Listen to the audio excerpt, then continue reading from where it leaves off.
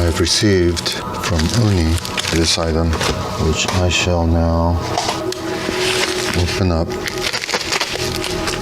This is the MaJohn 139. 11 days in shipment. Made in China. P139. Cost $55.61. Shipped, delivered, taxed from China. Not a big deal. I know it's a piston filler. Here's what it looks like.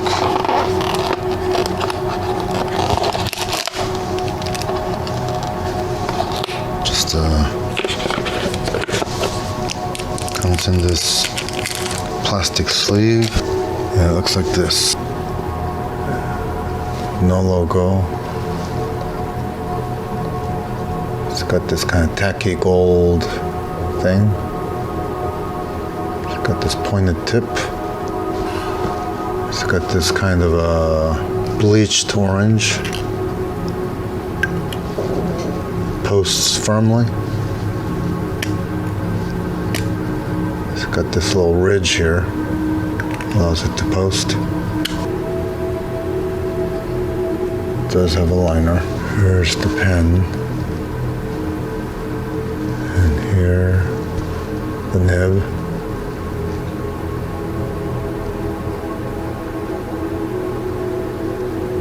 Sunburst. Sun and moon with MaJohn. Nice. Can't see it because of my aging eyes. Expedition Fine. Gold colored bulbous tipping. Does it have a baby's bottom on it? Doesn't look like it. The feed looks like a Mont Blanc style shaped. It's supposed to be ebonite. It does look like it. There are no manufacturing lines on it. It is marketed as an ebonite feed. Is it a size 8? Jinhao for a comparison. How does it compare? I believe it is a size 8. These size 8 nibs are pricey no matter where you get it. Let's look at the piston action on it. There it goes. Pretty smooth. It feels pre-lubed. Now the ink window on here is clear, unlike the slotted ones that Mont Blanc tend to have. I would have liked to have seen those slotted nibs, but the internal piston action is all brass. Contributes to this kind of hefty feel. Fairly short. The reason I bought this, hey look, even posted I can go up and down on the, look at that, nice. So I'm going to ink it up, is that it is an homage to the original Ernest Hemingway 1992 Writer's Edition Mont Blanc fountain pen. Now this is a fountain pen that I nearly bought many times in my life, especially, must have been 8 years ago, 7-8 years ago. I came extremely close to buying it for about $2,500 plus tax. So that would have been $2,700 if I had bought it at that time.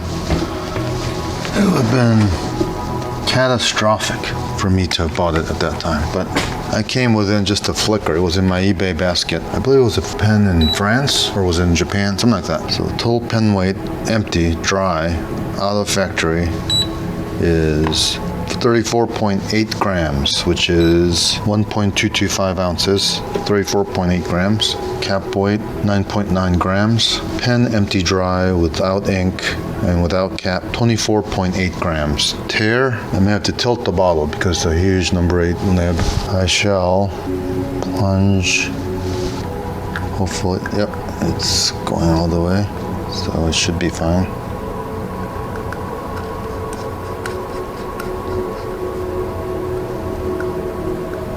It is fed and wipe, dry. Amount of ink, 1.6 grams, 1.6 mLs. So pretty good. This is Kyoto ink, very expensive. produced by Tag of Japan, Kyoto, 1.6 mLs inked. That's from just a no nonsense, no big deal fill. First, writing.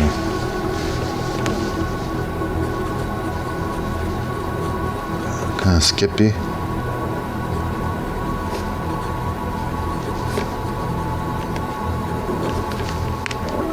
Yeah, it's kind of baby bottomed. So what I'm going to do, I'm going to do my standard beveling. My standard kind of a, I don't want to call it cursive italic. It's more of a kind of a stub. I like to stub it. Mild stubbing attempt, which consists of, so you see this.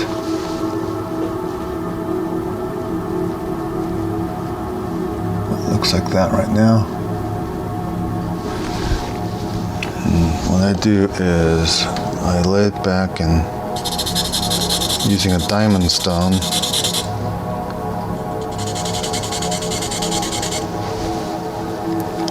it's just geometry, you see. I reduce the width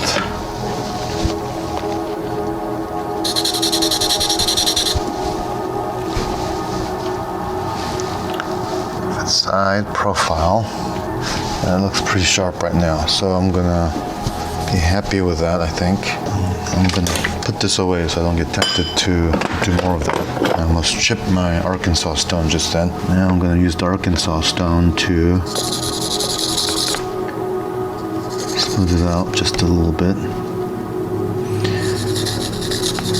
I used to ground the side of it square as well, but what that results in is like a knife point edge.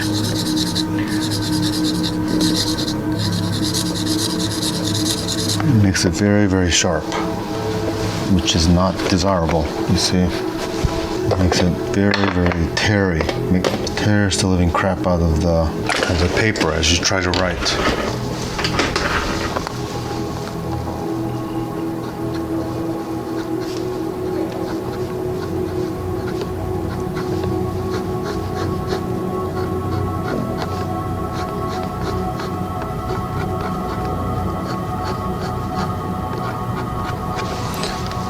I don't think I even need to sand anymore because it's pretty good.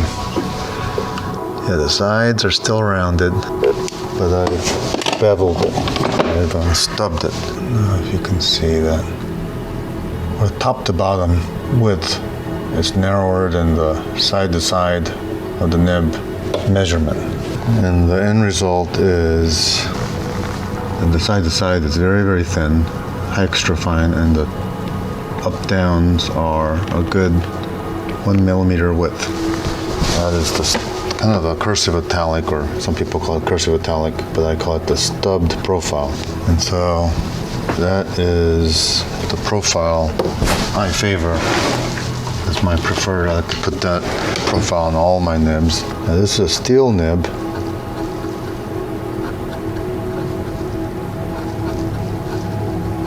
So quite a bit cheaper than a gold nib, but I do that on the gold nibs too. So now it feels perfect.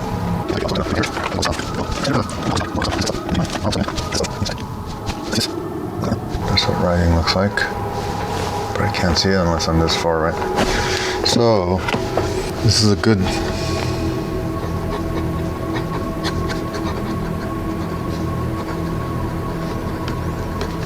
This feels good. It was baby bottomed when it came, but nice adjusted nib now. So these fountain pens by MaJohn were spoken of highly by many people on YouTube for the past year. Couldn't resist. $56 fountain pen. Couldn't resist. When I was it in college? When I was in college, or right in the middle of college, I think, or about to graduate college, must have been 19 1988. I saw my roommate writing a love letter to his girlfriend with a fountain pen, and it harked me back to my days of Schaefer fountain pens when I was 9 years old. I bought a few and was playing with it. Didn't really understand fountain pens then, but I was enraptured with it because I recall growing up when I was 3, 4, 5, watching people using fountain pens in the 70s, early 70s. You used to have to baby these fountain pen nibs in the early 70s. It harked me back to my fountain pen youth, and it made me get obsessed. When I went home from college, my mom was receiving these catalogs from the Levenger company. Levenger, founded by this Jewish man named Steve Levine around 1987. It exploded from the late 80s when they started to the mid 90s. And in the 1992 edition of that catalog, there was the Ernest Hemingway Writer's Edition Mont Blanc fountain pen. It looks like that. Beautiful fountain pen with those railed ribs. Beautiful nib. Huge. With a Hemingway signature right there. Mont Blanc. Look at that. So this was the fountain pen that took me back down the road to obsession. Utter obsession with fountain pens. Nearly bought it 7, 8 years ago for $2,700. I looked recently on eBay. These cost $4,500 if you can find one. I think someone in Japan was selling it at $4,500. Some 18 karat gold nib. I think the measurements are very similar to this one. The orange on this one is much more bleached out, whereas the original was much more kind of reddish orange. The reason that pen captured my imagination was the fact that when I was a youth, a child, I don't know, it must have been 7th grade, I read Old Man to Sea, followed by 6, 7 of his novels. The Sun Also Rises was my favorite. For Whom the Bell Tolls, Movable Feast. Number of Hemingway novels that I read. Most of them didn't impress me too much, but I liked the idea of Hemingway because Hemingway was shilled so much because he was a communist. And as such, he was shilled heavily by the mostly communist media at the time, and as the same as now, right? So that Hemingway pen was very desirable because Hemingway was shilled, and as an impressionable, easily convinced, propagandized youth, I was a Hemingway fan for all the wrong reasons. Oh, this thing says Moon Man at the back. Kind of weird. That clip looks exactly like Hemingway. Now the edging of the cap is not at all like Hemingway's, the Mont Blanc. This edging actually protects the pen cap, which the Hemingway does not. This is actually better design. And because it has a ledge on it, it'll protect dry out by abutting against that little thing. And this thing's got the ebonite feed, all brass mechanism, tightly posting cap, has decent weight to it. The reason I got this is as a placeholder. This $56 Chinese, although high quality fountain pen, I think hopefully will prevent me from being tempted by that Hemingway fountain pen that is extremely overpriced. And although it does have 18 karat nib, it's probably inferior feed to this one. Because the Hemingway fountain pen has a plastic feed, has a modern post-1990 plastic feed. So this isn't exactly like it. I don't like the design on that edging, that metal edging. I don't like that Moon Man on the back of the cap. The Moon Man, that's just silly and frivolous. The nib is a huge number 8, very satisfying looking. I like that sun and moon design on it too.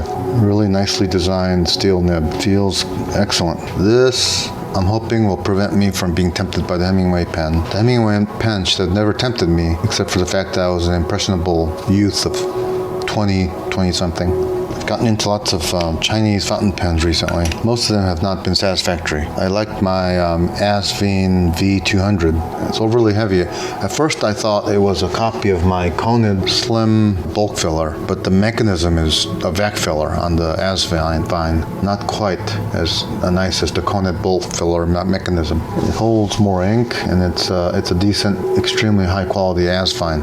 So Asvine and MaJohn, I think, are higher quality fountain pens than the first generation Chinese fountain pens like Jinhao, Wing Sung, and even Twisby. Those were first generation fountain pens of lower quality. These are much higher quality. Such higher quality that you can't justify buying other fountain pens anymore almost. It's hard to justify Pilots and Mont Blancs and Lamys at $400,000, $500,000, $600,000 when you can get like a $56 fountain pen that's just as good, if not better. Especially since I hardly write anymore. Before I retired, my system went completely to electronic records in 2012 or so. And since then, hardly any writing. Couldn't justify fountain pens anymore. Around that time, my interest in it waned, essentially went away until just recently. I saw that Asfine V200. It made me mad because it looked just like the bulk filler, Connet bulk filler that I paid $550 some for. Those bulk fillers are now, the one I bought is like $1,000 now. I would never buy it now. The Asfine V200 is built just as solidly as that, except for it uses the vac filler mechanism, of course. The bulk filler mechanism is worth something, a couple $100 maybe, but not 500,000 on top of its construction otherwise. But this fountain pen is starting to rekindle my interest a little bit, which is dangerous. I think this was a good buy. For $56, I would do that again.